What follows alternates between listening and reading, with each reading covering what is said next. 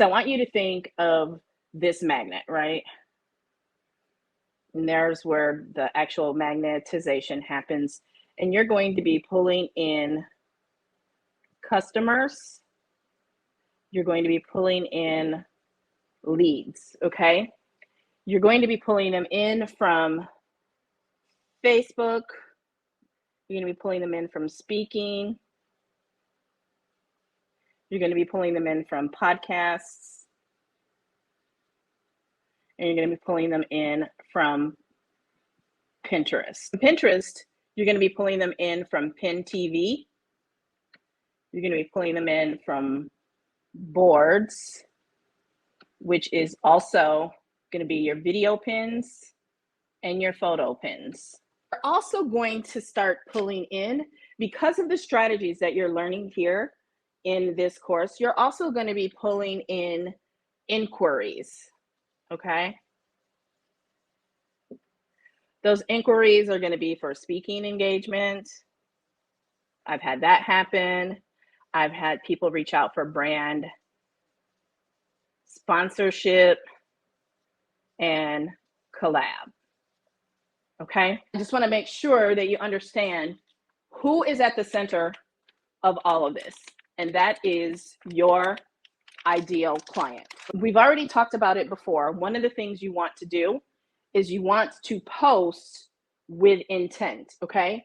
So here we always begin with the end in mind, okay? And that end is your ideal customer in the form of someone becoming a customer, from a complete stranger to them first being a lead, and then I'm going to show you how we're going to ascend them to a customer. And the magnet is your content.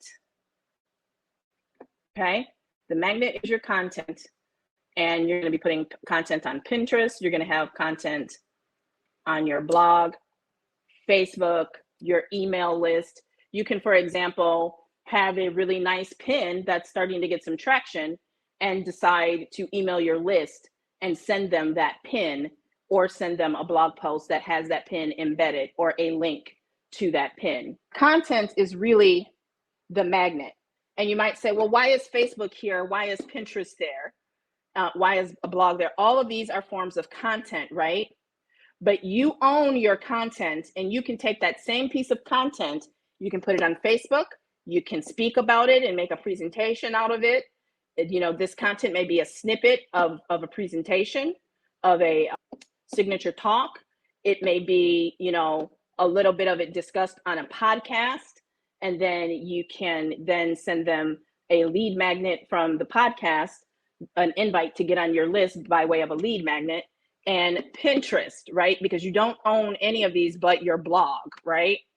And if you can get a recording of your speaking or your podcast, you own that. But Pinterest and Facebook, you do not own. So they're out here because you're going to own your content, and then you're going to distribute it.